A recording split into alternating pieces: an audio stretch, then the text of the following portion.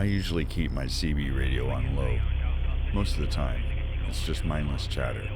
Drivers complaining about traffic, warning each other about the bears or the police, or just shooting the breeze to stay awake. It's a comfort thing. It reminds you that you're not the only soul out there on the asphalt at 3 a.m. I was crossing the panhandle of Texas, heading west. If you've ever driven it, you know it's a flat, featureless void. No trees, no hills, just blackness and the occasional blinking light of a wind turbine. I was about halfway between Amarillo and the New Mexico border when the static from Channel 19 cleared up. Usually, the signal fades in and out, but this time it was crystal clear. "That's a nice rig you got there, driver," a voice said. It was deep, slow, and had a slight rasp to it. "Thanks, buddy. She's treating me well. Who am I talking to?" There was a pause. "Just a fan. I like the red glow in your cab. Matches the tail lights." I looked down at my dash. I had installed some aftermarket red LED strips under the footwells a few weeks prior. They weren't bright, and from the outside, you'd have to be sitting right level with my window to see them. I checked my mirrors. There was nobody behind me. No headlights, no silhouettes, nothing but the empty highway. "Where are you, driver?" I asked, my voice a bit tighter. "I don't see your lights." "I'm close enough," the voice crackled. "I like the photo you have taped to the sun visor.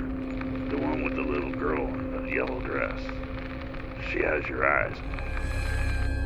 I felt a surge of cold adrenaline. My daughter's photo is 4 inches wide. It's tucked behind the visor. You can't see it from the road. You can barely see it from the passenger seat. The only way to see that photo is to be inside the cab. I didn't respond. I reached over and clicked the CB off. My heart was thudding against my ribs. I checked the lock on my door, even though I knew it was engaged. I kept my eyes on the road, praying for a gas station or a town. Suddenly, the CB clicked on. I hadn't touched the dial. The power light was green, and the volume had been maxed out. "Don't be rude, Mark," the voice boomed. The static was gone entirely now. It sounded like the person was sitting in the seat next to me. "I was just getting to the best part.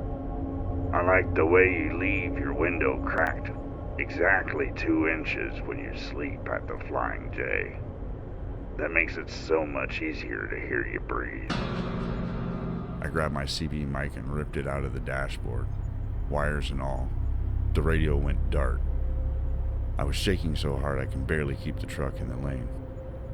My name is Mark, but I don't have it on my shirt, my hat, or my truck. I didn't stop. I drove straight through to Albuquerque, nearly running out of fuel. I pulled into a bright, busy terminal and stayed in the driver's lounge until the sun came up. I refused to go back to my truck alone. I eventually went back to the rig with a couple other drivers I knew. We searched every inch of the cab. We looked under the bunk, in the cabinets, and even checked the vents. Nothing. But when I went to put my daughter's photo back in my wallet, I noticed something. On the back of the photo, someone had written a time and a date in black marker. It was the time and date of the following night at 3:15 a.m. The time was only 6 hours away. I didn't stay in the truck that night. I stayed in a hotel with a deadbolt and a security guard. At exactly 3:15 a.m., my cell phone buzzed. It was a restricted number, and I didn't answer it, but they left a voicemail. I played it the next morning. It was 30 seconds of silence, followed by the sound of a CB radio clicking off, and then the same raspy voice whispering, "You're late, Mark. I'm already at the next stop." I don't use the CB anymore. I had the whole system pulled out of my truck. People ask me why I don't want the extra safety of the radio, and I just tell them I prefer the silence. But in truth, I'm afraid that if I turn it on, I'll hear him again. and I'm afraid that this time he won't be talking about the photo on my visor. He'll be talking about what I'm doing right now.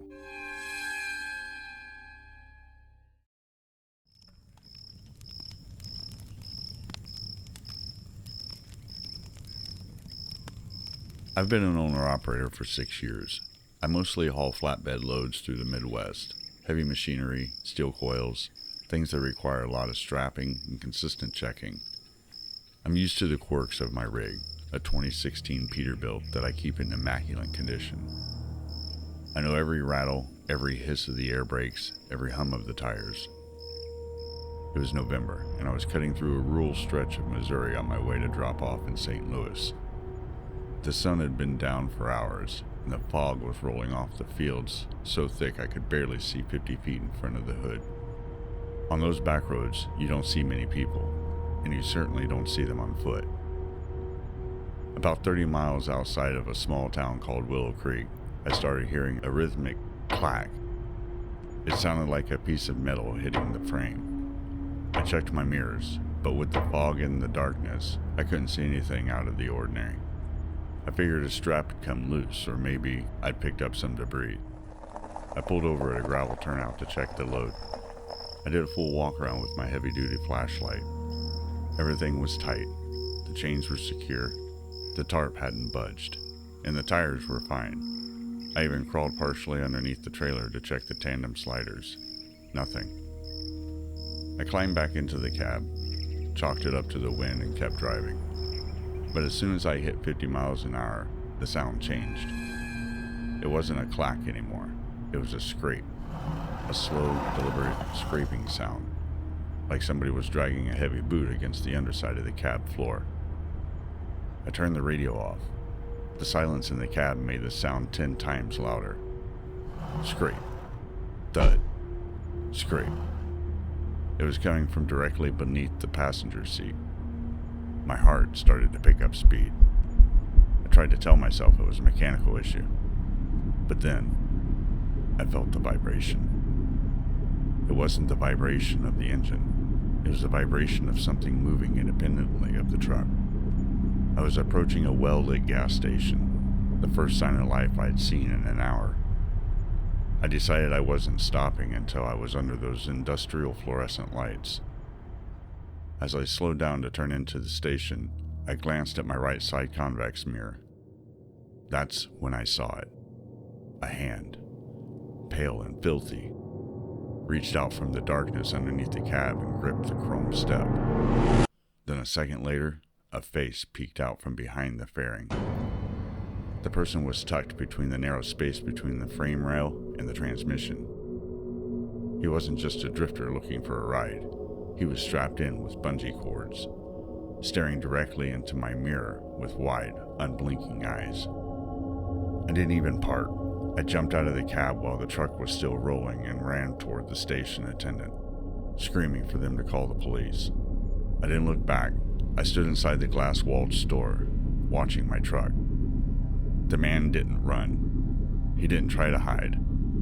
He slowly unhooked himself, dropped onto the pavement, and stood there in the middle of the gas station lot.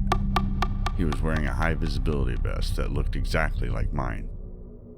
He stood perfectly still, looking at the driver's side door of my truck, as if waiting for me to get back in. When the police arrived 10 minutes later, he was gone, but they found something that made the lead officer go pale. In the grease and the dirt of my frame rail, the man had carved a series of tally marks into the metal. There were 14 marks. The officer asked me how long I'd been on this trip. I told him I had left my house 14 days ago. This person hadn't just hopped on at the last rest stop. He had been under there, or near me, for the entire duration of my haul across the states. I sold that truck a month later. I couldn't sit in that seat anymore knowing he'd been inches beneath my feet for 2 weeks. I still haul, but I never pull over at night unless it's a high security stop. And every time I hear a rock hit the floor of my cab, I have to pull over. I have to check the frame. I know the police didn't find him, And I know he still has that high-vis vest. I just wonder if he's found a new frame to call home. Thanks for watching. If you have a true story, send it to acestruestories@gmail.com. If you have an idea for a future video, leave a comment, and don't forget to like and subscribe. Remember, there's always another story.